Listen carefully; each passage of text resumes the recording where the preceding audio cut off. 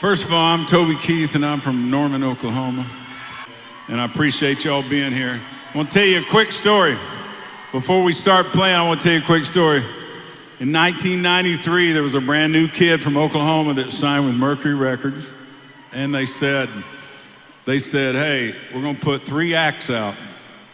And the 3 acts were me and another guy named John Brannon, and the girl was Shania Twain. So I came out of Oklahoma, I cut my album, and we all got on a bus, and our first show was right here in Louisville.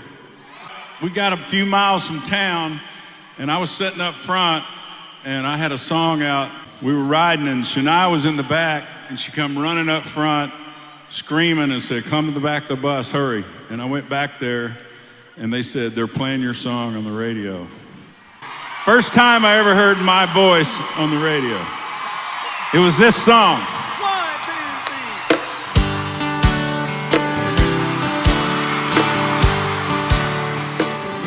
This is the story of the night Toby Keith found the inspiration for his iconic song, "Should Have Been a Cowboy." Over 30 years ago, Toby Keith's entire life transformed in a single night in a hotel bathroom in Dodge City, Kansas. It was a moment that marked the beginning of a remarkable journey. It was the night when inspiration struck, leading to the creation of what would become his first single from his debut self-titled album and eventually his first #1 hit. Toby Keith passed away peacefully on February 5th, surrounded by his family, as stated in a heartfelt message posted on his social media. After battling stomach cancer for several years, he spent his final moments in the comforting presence of his loved ones. In a 2018 interview with The Oklahoman, Toby Keith reminisced about the origins of his hit song, "Should Have Been a Cowboy," as he celebrated its 25th anniversary. The Oklahoma native shared a memorable moment from a hunting trip with friends, where inspiration struck for what would become his breakthrough song. It happened in one night, and I tell everybody I wrote it in 20 minutes. I had it written in 20 minutes. The greatest songs that I've ever written in my life that I think were good. I was in Dodge City, Kansas, and a guy said to another guy, "In all honesty, you should have been a cowboy," when a girl didn't dance with him in his hunting clothes. And I thought, man, that sounded like a song idea. And it was all over me, and I went back, and we all 2 hunters to a room. My roommate was Freddie Cortez, who used to own, he's passed away now, but he used to own Chastain's and a lot of country bars in town.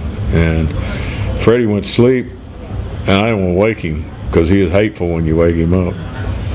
And I went in the bathroom, shut the door, and wrote it down and put it in my bag. Went hunting the next day and came home and revisited it and said, I'm gonna record this song.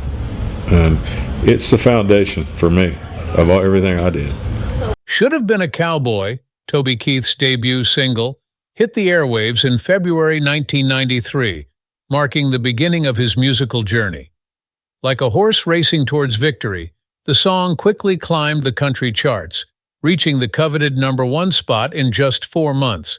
Despite taking only about 20 minutes to write, Toby Keith's song "Should Have Been a Cowboy" became an instant classic.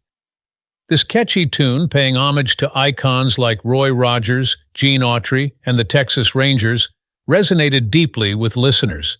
In fact, it became the most played country song of the entire decade. In a 2018 interview, Toby Keith revealed a remarkable tradition he's upheld since the release of "Should Have Been a Cowboy."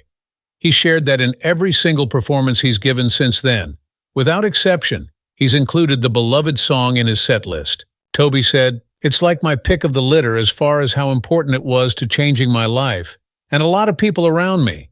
And that's the story of Should Have Been a Cowboy." If you enjoyed it, please subscribe to the channel.